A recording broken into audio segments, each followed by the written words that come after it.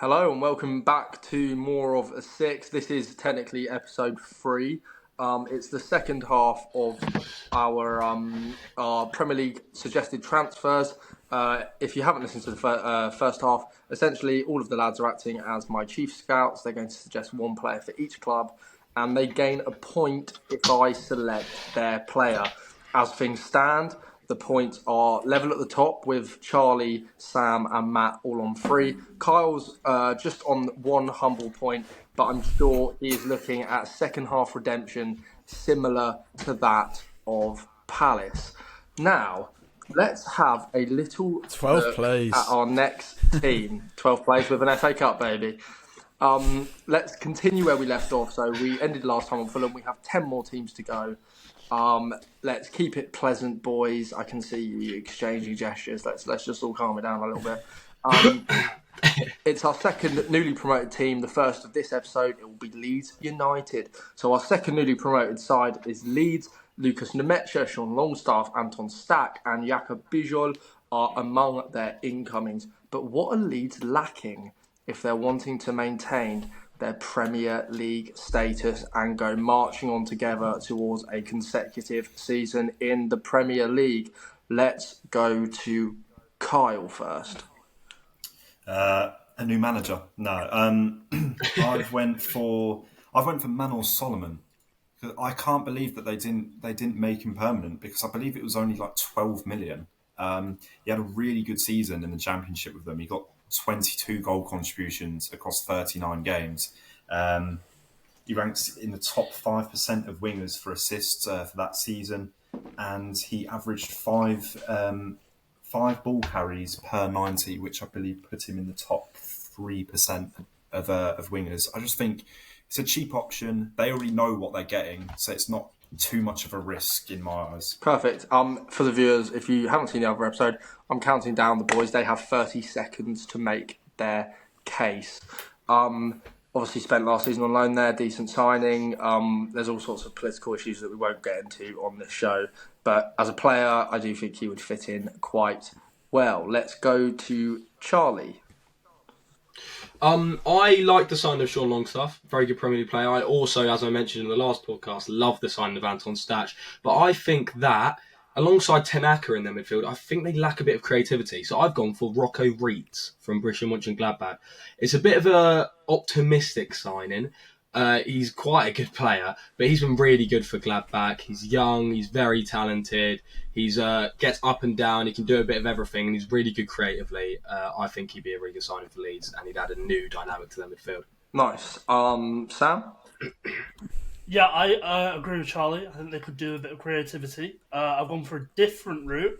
It's more vibes than anything. I've gone for Calvin Phillips because I think they can get him. Why are you pulling that face? I think they can the creativity and Calvin Phillips go in the same sentence. Is that? Have you seen his diags? Let's let Sam finish his argument. What? Sorry. That was poor. Sorry.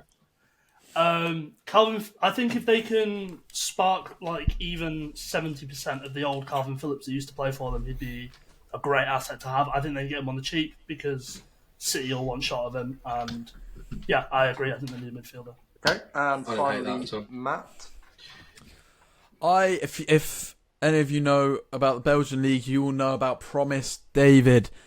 I think he's bang on the Gyökeres sort of profile. Fast, powerful, 6'5", and if he does well in the Premier League, he will get a top move. He is unbelievable, and if they manage to keep hold of him, if they do go down, he will tear the Championship to shreds. He is so good, I think. And given he's 6'5", he's very, very agile and fast, and I think the perfect striker profile on this modern market. Very nice. Some nice arguments there. Again, as has been the case throughout all of the last half of the video, some really nice shouts. The Rocco Reitz shout is nice, unique.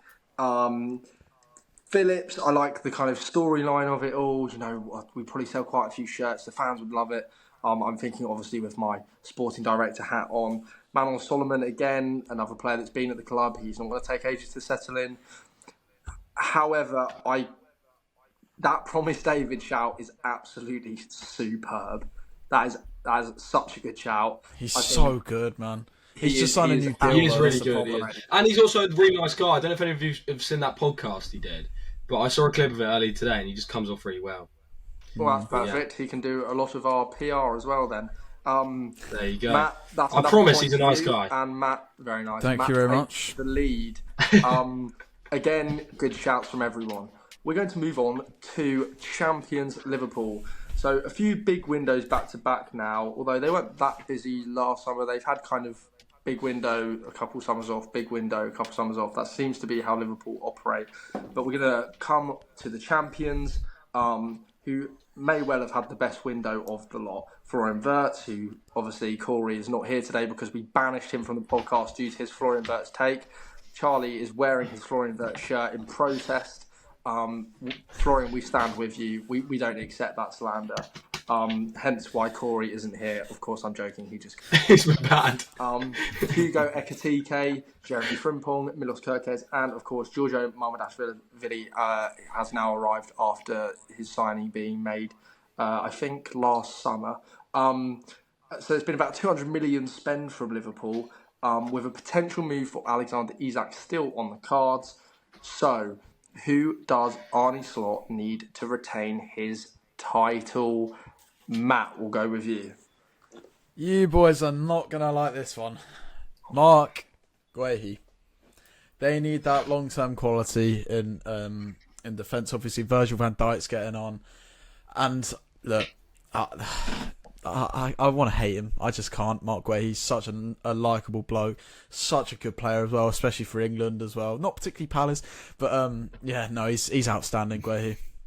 Okay, interesting. Interesting final comment there. I feel like that was just a little bit personal. The one thing I would say just quickly before we move on is that you say that we're not going to like that. If somebody offers 40 million for Mark Gay, get him gone. The club's Really? 50 million. Oh, he's in the last year of his deal, He's isn't he? got 1 year of his contract. He wants to play every week. That's the only issue. Can we, as Liverpool, with my chief scouts here and me as the sport director, can we offer him minutes consistently? I don't know yet. We'll have to wait and see. Nice shout though, and Palace definitely would be willing to do a deal. Let's go to Kyle. I've went down the route of a centre back, but I've went for Bastoni.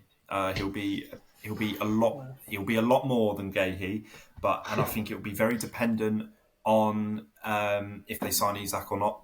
But if they don't sign Isak, I reckon they should go full out for Bastoni. He's a left-sided defender, which is what they would need. Van Dijk could then push out to the right. Also, Konate, his future looks a little bit uncertain.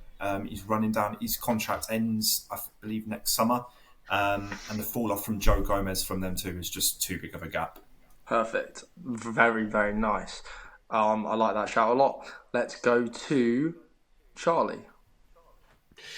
I'm going to be the boring one here. Someone had to do it. Similar to Matt with Tyler Dibbling, if there's one player that Liverpool need to sign to win the Premier League next season, it is quite simply Alexander Isak.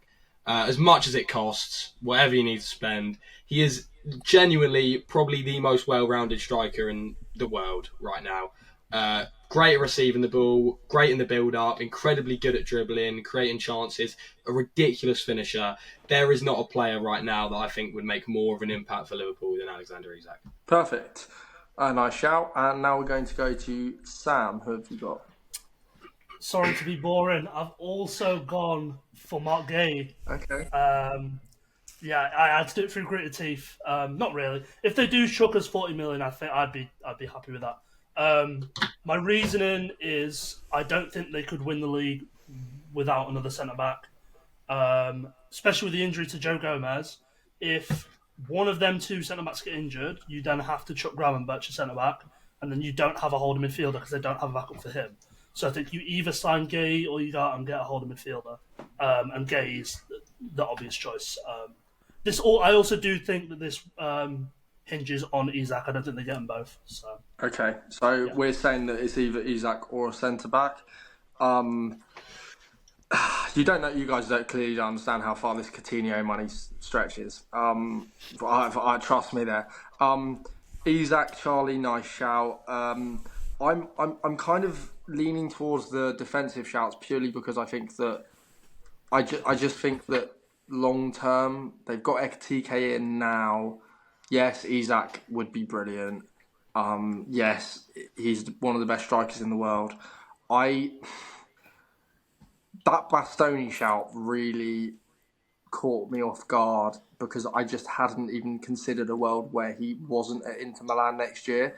But I think that is an incredible shout. I think he'd be brilliant. So I'm going to give the point to Kyle. Again, I think all good shouts. Mark Gay would be brilliant. You're talking about probably, he's going to be England's first choice centre half for at least the next 5 to 10 years. So good shouts from both you, Matt, and Sam. Charlie, that's a great shout. I probably lean with the caveat that it might already kind of be happening.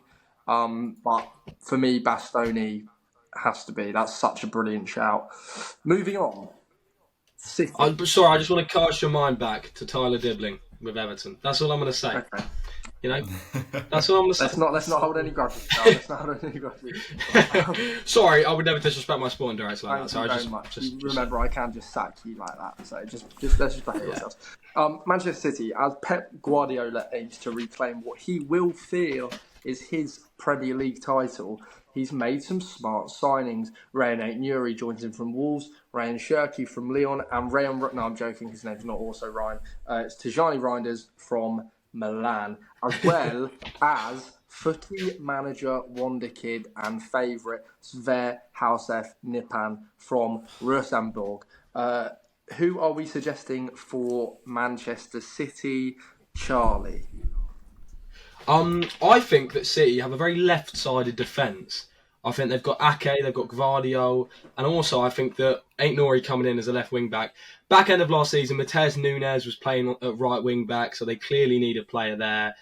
Rico Lewis is good, but he's better when he drops in. I've gone with Lucharel Geertruida from Feyenoord. An incredibly talented young player. From Leipzig even, sorry. Geertruida's really, really good. He was unbelievable when he was at Feyenoord. Had a great year when they won the 22-23 with league with Arne Slot, and signed him from Leipzig. I think they'd be willing to sell if you offered enough. Thank you very much. I'm obviously trying to be as strict as I can to the 30-second limit because I don't want any of you having any more reason to start complaining. Nice suggestion. I like that. We're going to go to Matt now. I've gone with, again, previously said, but I don't know if they need him massively. I think it's just someone that they should go for at all costs because he is unbelievable. And this is, of course, Nick Woltemade. If he's under Pep's coaching, he will explode into a world-class player, I think. Okay, that was a nice, brief argument. I like that from you.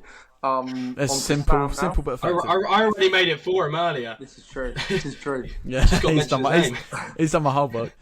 Sam, who have you got? I thought that Charlie was going to say my player, the way he was setting it up. I've gone for a right back. I've gone for the obvious one, just because I didn't know if anyone else was going to pick him. I went for Tino Livramento. We all know, Carl's picked him as well. We all know how good he is. He's the obvious choice. City need a right back. I don't think there's much more explaining that needs than that. He's a brilliant player, and I think he would fit the system because he's a right back that can play as well. Kyle, who have you gone for? Livramento as well? Yeah, I've went for Livramento purely the fact that I'm not really convinced by Nunes playing at right back. Rico Lewis, I think, isn't good enough yet to be playing week in, week out. He's a right back that can also play left back. We saw it with João Cancelo when he was there at City. Pep deployed him on either flank. And he's very defensively solid, 3.42 clearances per game. Very nice. All nice shouts. I'm trying to think, when everyone's fully fit, we've got Ruben Diaz, we've got Josko Gvardiol, who I'm a big fan of. Obviously, I spent a lot of money on him. I think that Woltemade is a good shout, but is he going to get the game time that we want with Haaland ahead of him? Probably not. I could see that being a signing that we kind of make and then we're having to loan him out to our friends at Girona. I'm going to give double points here. And that's not going to give anyone a massive advantage. It's just going to be for Sam and Kyle. We appear to have lost Matt, so I'm not sure where he's Matt's so upset with the decision. Rage He's quit. left. He might have rage quit indeed. So what we're going to do, we'll take a quick break after that, and we'll be back with you very, very soon. Welcome back. After that break, we have found Matt again. So no stresses there. After the last round with Manchester United, we are now at Kyle, Charlie on 3 points, and Sam and Matt on 4 points. So it's very tight now. Kyle is making a comeback. There were accusations during the break that I gave Kyle a point there just for the plot from a certain point of violation. I wouldn't say that. I wouldn't say that. But what I will say is this is all to play for as we go into Manchester United. Now, they seem to be throwing it back somewhat to the Fergie days as they picked some of the best talent from the smaller sides in the league. Brian Mbumo and Matheus Cunha are the pick of the bunch, but can Ruben Amorim finally get his philosophy implemented onto his side? Who do United need? Let's start. I'm enjoying doing this a bit randomly to kind of catch you off guard. Let's go with Matt. I've gone with someone who leads the line very well, and I think might have been mentioned. I've gone with Rodrigo Jimenez. I think he leads the line a lot better than Højlund, than Xerxes, and he's prem-proven in a way. I think when he does take that step up, I think he's ready to absolutely explode. I think it's a gamble worth making as well. He's only 40 million rated, obviously a lot cheaper than Sesko. I think it's worth a gamble. Okay. Charlie? I've gone for one that obviously this was not knowing that we were doing points. You're not going to like this, but if they want a player to really revolutionise the Amorim system and to do really well for them, Daniel Munoz would be a phenomenal signing for Manchester United. He said earlier this summer that he's sadly, I don't know if this is like a direct translation, maybe a loss in the language there, but he would want to move to a bigger club at some point. I mean, obviously every player does, but he would just be phenomenal for United. Honestly, like he would revolutionise that side. They've got Dorgu on the left. Diallo's decent, but if they want a player that really plays that role perfectly, Daniel Munoz is phenomenal. You can't really do much better. Okay, and we'll go to Kyle.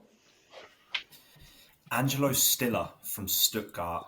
I think he is so unbelievably good, and I would have loved Spurs if we signed him, but we've went for Palhinha. He's just so comfortable in possession. You can play the 8, the 6. I just think he's miles better than what they've got at the moment as well. He's a lot better than Casemiro. He's a lot better than, I'm not sure if Eriksen's still there, and he'd be a cheaper option than what Baleba would be. Okay, nice little shout there for Baleba at the end. Sam, you're next. I've gone for a player that's been mentioned and not won your choice twice. I've gone for Nick Voltemade. I think that he is the type of striker that works so well in that formation. You look at Jean-Philippe Mateta, you look at Victor Boniface, you need a real big man up top, and they don't have that. I also don't really rate Benjamin Sesko that much, and I think you could get someone a lot cheaper who's a lot better. And watching him in the Under-21 Euros, I think he has that arrogance that you need in a player that plays for Manchester United as well. So I think he would be a good fit. Okay, this is a really hard one, I'll be completely honest with you. All 4 very good shouts. I'm a little bit... I don't know how the fans would react to Rodrigo Munoz. I also don't actually know how the fans would react to Danny Munoz. Because I feel like they'll look at the age and they'll look at the clubs that we're signing these players from, and potentially the price tags. So I'm leaning towards the 2 Germans. This is a really hard one. You've all put forward really good arguments. In fact, I feel like all of these players would fit in the system very nicely. But I am going to go with... They're in need of both of these positions as well, a striker and a more defensive player. And I feel like whichever way I'm going, one of you is going to be a bit upset here. But I am going to go with Angelo Stiller and his big nose. If you went Waltermard, I would have lost it. I know that was also part of my thinking. I would have lost it. And I don't want to upset. With Waltemard, I think he's another sort of Xerxes profile where it's a striker but not striker, if you get what I mean. You know, the Joao Felix, that kind of profile. Yeah, I agree. Although I do think that Waltemada is better. He is a batsman, though. He is better than. Yeah, for sure. You can't deny, yeah. Scores goals, yeah. It's a nice shout. I think maybe that for some reason I'm just not wanting to. You clearly have an agenda against Voldemort. That's just what it is. Yeah, I don't know. Yeah. You're jealous of his luscious locks. You're jealous of his luscious locks and 6'6" height. I'm maybe jealous of the height. Yeah, potentially. Me too. Me in particular. Right, let's go over to Newcastle. It's currently everybody's on 4 other than Charlie, who's on 3. We're going to go. Comeback at dreams from Kyle. We're going to go to Newcastle. They say nice guys always finish last. And unfortunately for Eddie Howe, that's proving to be the case so far this summer. James Trafford, Brian Mbuemo, Hugo Ekitike, João Pedro, Mateus Cunha, Liam Delap have all turned down potential moves to the tune, with Anthony Elanga the only incoming of any particular note. With the news breaking earlier today on the day of recording that Benjamin Sesko has decided to go to Eddie Howe and say no again. It's been a bit of a poor window. I'm smiling because all I can think of is the multiple TikTok videos I've seen of that one lad that changes all of these players' names and puts the word no in them. It just really cracks me up. No. Benjamin Sesko, no. João Pedro, etc., etc. So with Alexander Isak potentially on his way out, who can Eddie Howe convince to sign, and more importantly, how does he convince them to sign? I'm going to go to Sam first. I changed my mind last minute. I did actually say to the lads in the break that I was going to go for Benjamin Sesko, but I changed my mind. I'll go for a different striker. Bit of a wild pick. Nicholas Jackson from Chelsea. I actually rate him a lot higher than most. I think he's Me too, yeah. 24 years old. That's young, I think, for a striker. 19 goals and assists in 37 last season. If you do the maths, that's a goal a game. So, but no, I think he'd be a very, very good sign. I think he's a very Newcastle signer as well. I think he's very nice, and a lovely little reference there as well. Any Luco would be proud. Let's go over to Matt. I've gone with Edison from Atalanta, the midfielder, of course.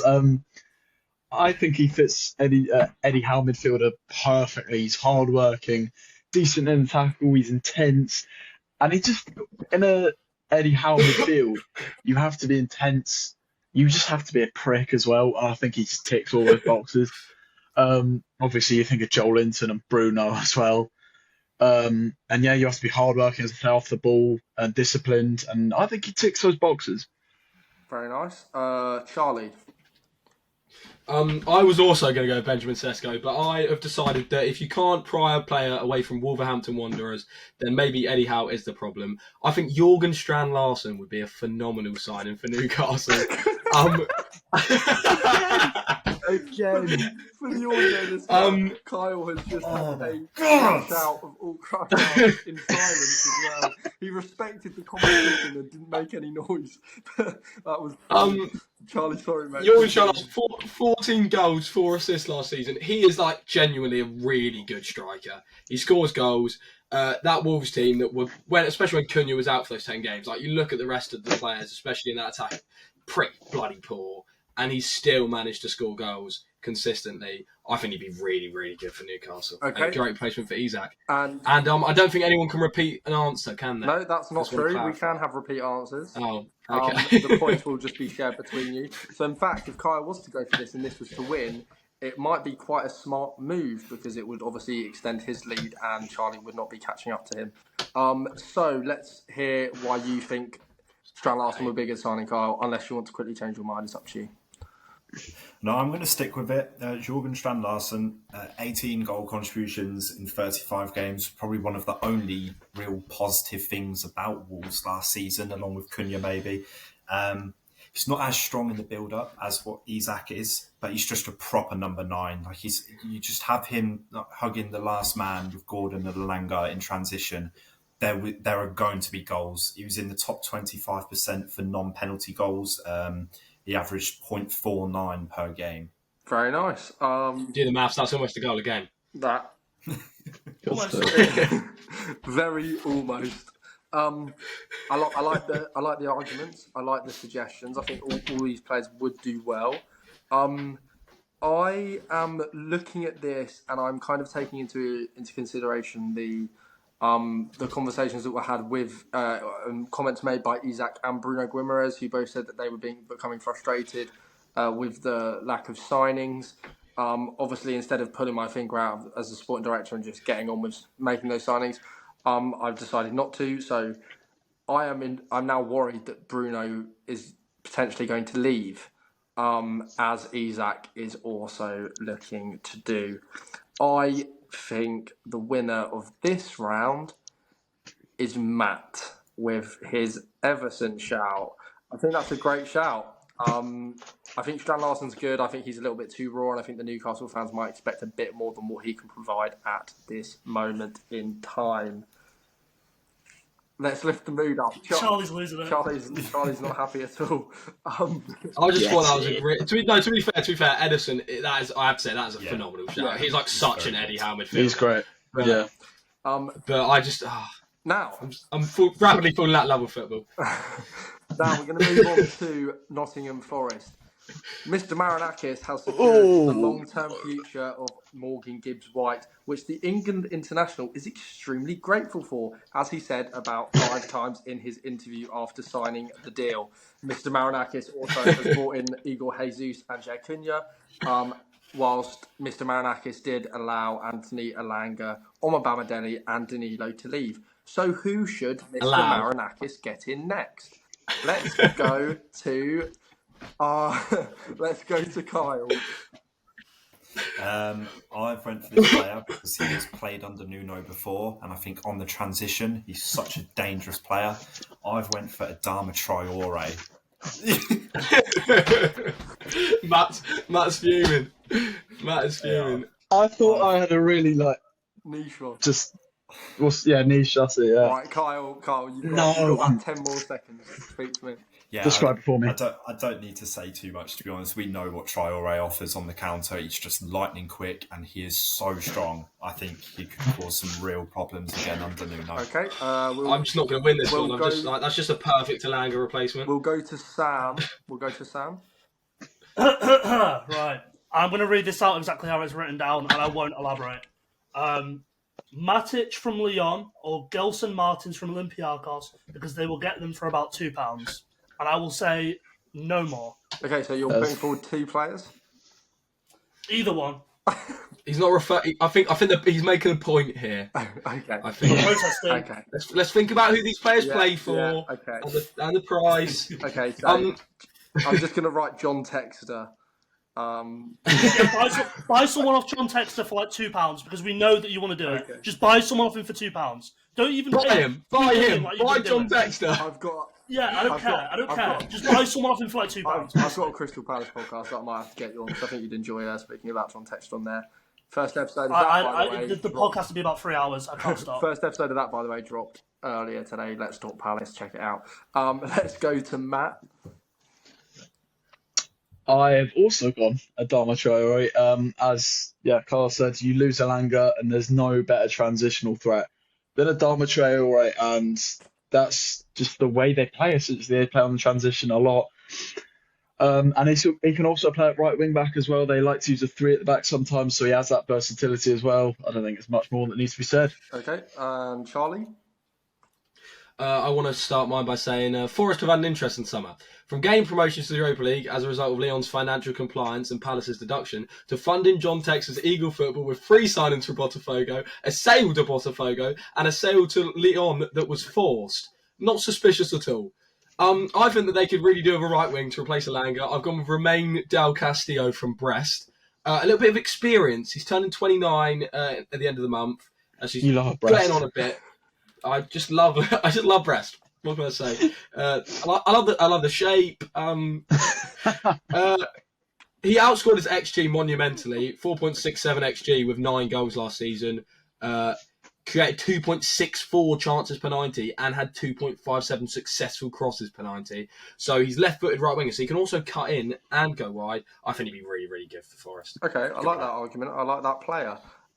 So we have John Textor, we have Adama Traore ×2, and we also have. I don't know about you, but I'm hearing some Palace tears here, and I'm quite enjoying it. Matt, if I can encourage you to do one thing, it's to educate yourself on the Nottingham Forest involvement in this situation. I guarantee you will understand. Yeah, no, I do know about this. Yeah, no, it's a joke. Oh my God! Can I just tell you a bit of news I've just found out? Eddie Nketiah out for 2 months with a hamstring injury. Just so you all know. Don't worry. Don't Don't worry, we're signing Evan Guisson, aren't we, to be a backup, right? Nick Walterman, bring me Nick Walterman. I can see the clip. The boys find out mid recording that Eddie Nketiah has passed away with a. We have no players. That's no good. That is really. When he pulled up in that preseason friendly, I was very worried. How are we going to beat FC Fredrikstad in the Conference League? I don't think we will. Go on, Frederick. Don't say that, 'cause we'll lose now. Don't say that. Right. Biggest hate watch of my life. Okay, right. We're gonna move on quickly because I don't want to dwell on Eddie Nketiah's. This is a lot of storage on my phone as well. Charlie's gone for 2 from Brest. The first one didn't work. A pair from Brest. A pair of Brest. But I think he said it himself. The Adama Traore shout is the perfect replacement. So I am going to go with both Matt and Kyle. Another one. Can't take it anymore. Would we like a score update? Yes, No. yes, I would. No, we wouldn't. No, it's all right. In last place is Charlie now. With 3 points. I was first by 2 after like 5. I'm not having it. I haven't got a point since the 5th team. Charles, when you said yourself, as they said, Adama Traore, that you can't beat it, that's the perfect answer. But I can't. Take your own fate. We should have picked Adama Traore, then you would have also got a point. So we've It's then just a got shit Sam sign, isn't it? in 3rd place with 4, and then we have Kyle in 2nd place with 5, and we have Matt in 1st place with 6 at the moment. Now, moving on to our final promoted team. Sunderland have been extremely busy as they prepare to attempt to stay in the top division. Habib Diarra, Noah Siddiqui, Chemsdin Talbi, Simon Adingra, and Granit Xhaka have all signed. But who else do they need to survive next season? Let's go to Charlie. This summer has been ludicrous for Sunderland. 135 million spent, an immense amount of young talent from across Europe, but they're very light at the back. That is their biggest problem, I think. Earlier today, I saw that Tottenham Hotspur have put 6'4" Croatian centre-back Luka Vuskovic up for loan, and I think they could do a lot worse than Luka Vuskovic. He is a phenomenal centre-back. He's looked really good in pre-season. He was really good last year in Croatia, and I know that sounds like it's Croatian, but he's 18 years old, and he was 17 last season, and he was really good. I think that'd be a great sign for Sunderland on loan, and it works for Spurs too. Thank you.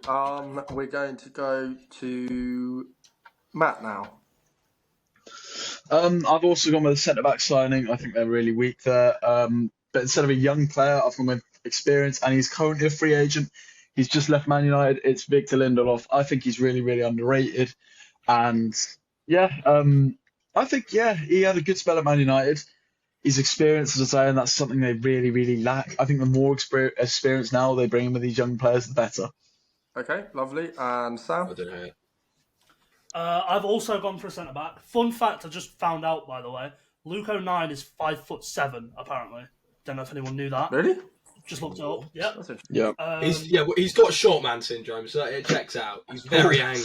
Oh, Yeah. So they need another centre. I think if he comes up against the likes of John Philip Mateta or Erling Haaland, he will get absolutely bullied. Yeah, it's Ribes. It's Ribes. I've gone for a centre back. I've gone for someone Palace was linked with because that's where my knowledge is really. I've gone for Rav van den Berg. from Middlesbrough. I think he's a Sure. very solid player. I watched him in the under-21s. I think they could do a lot worse. I think having him on permanent as well, because they are likely to go down, he would rip up the Championship with them the season Yeah, after. that's a nice shout. And finally for Sunderland, Kyle. Firstly, I really like the Vuskovic shout. I've went for his Spurs teammate with a lot more experience in Ben Davies. He's got a year left on his contract, so he'll be very cheap. And I think it speaks volumes when we've had a lot of managers over the last 10 years and all of them have seemed to rate Ben Davies.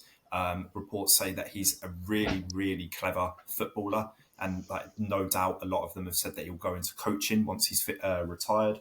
I just think he would help out the team a lot with his experience with a team who haven't been in the Prem for quite a while. Very nice. All good shouts again. It's a bit of an easier one for me. I like the Ben Davies and Lindelof shouts. I just feel like I do agree definitely that Lindelof's underrated. I just don't know if that kind of fits the model that Sunderland have been looking at. So I'm therefore between Vandenberg and Vuskovic. And I'm going to go with Vuskovic, I think. So that's a point for Charlie, and that's not just because he was crying about it, but I do think... I think it is. That's a really... I think it is I too. would- I think it's too. I would have Van den Berg, to be honest. That was a I great think shout. that's a really... As well, Getting I've Van been den watching Berg the on market. permanent is way better. Getting I've Van den been Berg paying on permanent- attention, you know. Just earlier today, he got put on the loan list. I'm watching, you know. It is a great shout. Surely yeah. you No, appreciate it's that great. as a chief scout. They were both good shouts. So we're going to jump straight on to Tottenham Hotspur. Kevin Danso and Matthias Tell have been made permanent after impressing on loan last season. Kota Takai, I believe. Vuskovic, obviously, is also, I think, was he a loan signing that got made permanent?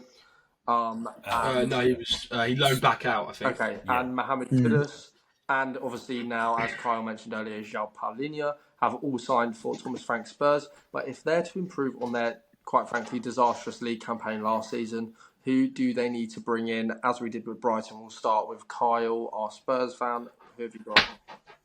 It's very hard to narrow it down to one position because we've had a lot of injuries in pre-season. Maddison now looks like he's going to be out for the majority of the season, so we have no 10s. I've went for Lucas Paqueta from West Ham. He's obviously now been cleared of all of his charges of his gambling issues. He can play in a deeper role as well if needs be. And, you know, we know what player he is.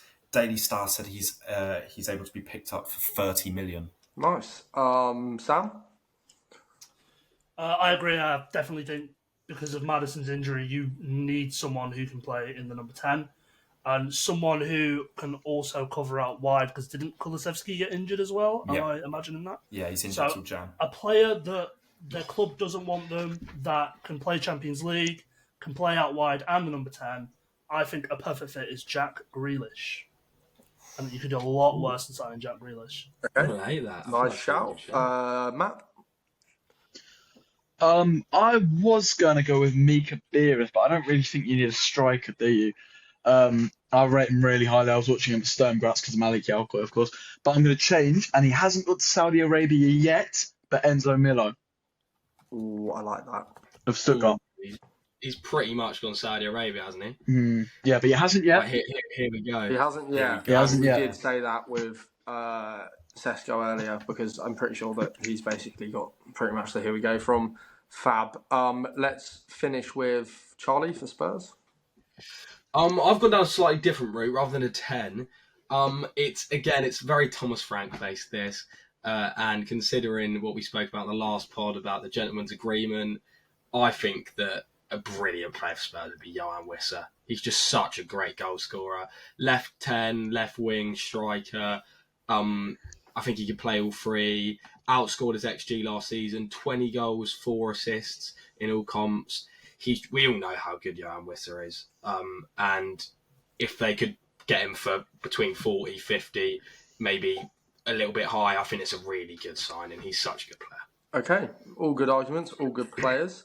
I like every one of those shouts, so this is quite a tricky one. So I think I'm gonna I'm going to again do what I did with Brighton, and I'm going to give. I do like the Paqueta shout. This is the only thing. So I'm trying. And he It's has a only cool fair, though. You song give as him well. He has a cool song as well, so that just makes it. He does have a cool Yeah. song. I'm happy to give Kyle the point for Paqueta because obviously being the Spurs fan, he knows the club best. I think that's a good shout, so we'll go with Kyle there. Although I think all of those. Pape Sarr, I really don't Lucas rate Paqueta. Pape really don't Sarr, and Lucas There you Paqueta. go. That's all we need. That's nice. Okay, let's move on. We have 2 teams left, and at the minute, we are in a position where I believe it is a straight out firing match between Matt and Kyle. Charlie and Sam are both on 4 points.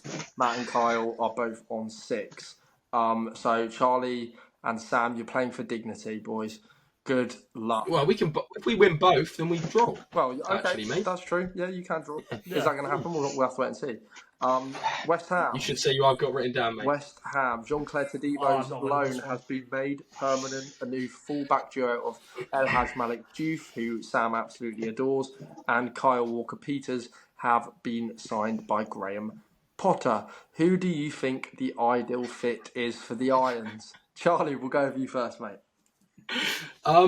Well, as we've just heard, Lucas Paqueta's on the way out, and also I just think they could do with some creativity in midfield. I've gone for a bit of a rogue one. He's 29. He's gone away from the Prem, and he's had a really, really good year abroad. Got to a European final. Carl will be very familiar with him. I've gone with Giovanni Lo Celso. I think he's a really, really good player. And he had glimpses at West Ham, at Spurs even, of being really good in between fitness and when he got a chance. I think 9 goals, 3 assists last term. I think he'd be a really good signing, Lo Celso. Thank you Screams very West Ham, much. Okay, it does reek. Reeks of West Ham. Let's jump to Matt. I agree with the creativity, but I don't think Paqueta's going to leave. But I've gone with Gus Harmer. Clearly far too good for the Championship. And even in the Premier League, he was good as well. I think they can drop Paqueta deeper, as you say, because, Souček just doesn't cut it anymore, and Harmer is unbelievably good. I think it's just he slots in that team so well. Okay. Reeks of Everton, Harmer, in my opinion. That might just be me. But I think that's a good shout. Let's go to Sam now. All right, I want to preface this. Imagine you're the owner of West Ham. You're choosing for West Ham. Just remember what he would do, right? Okay, right. Irons, come on. He would go for the most washed up old player and pray that he's still good. I am suggesting Raheem the Dream Sterling for West Ham. Is that not the most West Ham signing you've ever seen? I'd say Fulham. Got to be Fulham.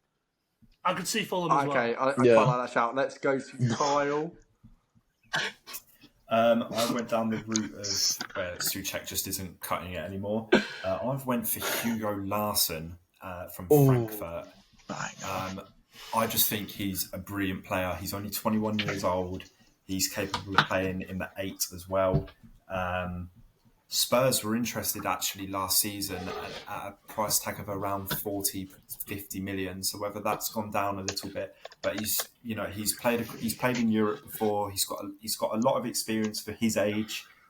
He's just a great player, really. Okay, yeah, I like the shout. I think that's a bit ambitious for West Ham, maybe, but I think it's definitely a good shout. All good shouts, in fact. Sterling. I like the idea. I don't know if I couldn't think of anyone else. I don't think financially it will be very responsible of me. Lo Celso, I like. You're the West Ham owner. Financials don't matter. This is true. This is a tricky one.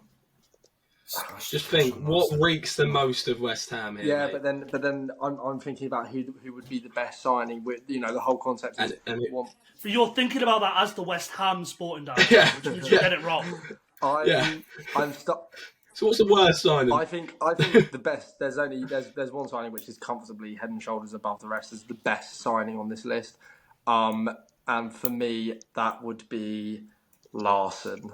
So the point goes to Kyle, which actually means that unless Matt wins our last round, Pardon? Did you not literally just make a reason why you wouldn't pick him? No, I said that I think But it's it's unrealistic. ambitious. I think it's okay, ambitious, Charlie. It's okay. but I think that is the best player on this list.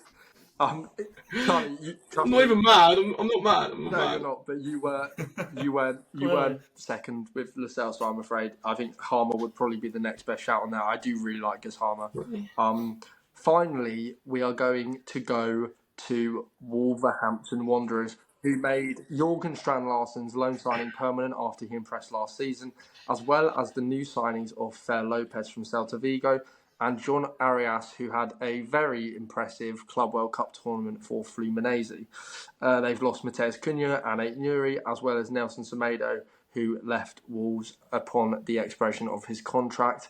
They're needing a little more ahead of the new season, so it's all to play for in the final round. Charlie, who have you gone for? Well, I'm actually disappointed that it's not all to play for me, because I think this is a really good shout. Cunha left. They've not really replaced him with the youngster Fer Lopez. He's not ready-made. I really like Oyhan Sanset, and I also could really see that happening. They invest a lot in Spanish football, Wolves. He's obviously a very good player, and he probably cost them quite a lot, because Athletic Bilbao are always quite reluctant to sell given their squad requirements and such. But 17 goals last season and 3 assists, playing only as a 10, is extremely high. Right. And I think he'd be a great replacement. Sam? I've gone down the same route as Charlie. I've gone for number 10. Someone that I rate highly, and I'm surprised he's not even been mentioned on anyone's list so far, as his team's just been relegated. I've gone for Mateus Fernandes from Southampton. I spoke to my Saints fan mate, and he said he couldn't speak highly enough of him because obviously we're interested in him as well. I said, is he more of an 8 or is he more of a 10? He said he's definitely a 10, and I think he's definitely not more of a 10. But no, I think he would be brilliant. I think he is a brilliant player, and he would fit straight into Wolves' team. Nice. And finally, to round off the suggestions for the video, Kyle, who have you got for Wolves? I think it was said for another team earlier in the video, but I've went for Ben Doak because I believe they also had a bid rejected for him in January. I think it was 20 million. So there's obviously already interest there, but.